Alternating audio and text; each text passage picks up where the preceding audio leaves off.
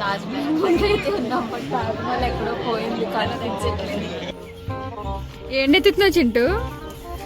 తాజ్మహల్ ఉందంటే వచ్చాను సార్, ఇక్కడంతా మోసం సార్, అందరూ చెప్పిన మాట కాదు, ఇక్కడ లేదు చూడండి, తాజ్మహల్ లేదు, ముంతాజ్ లేదు, ఎవరు లేదు సార్. ఏంటి చింటూ అడ్డు వెళ్ళిపోతున్నావు?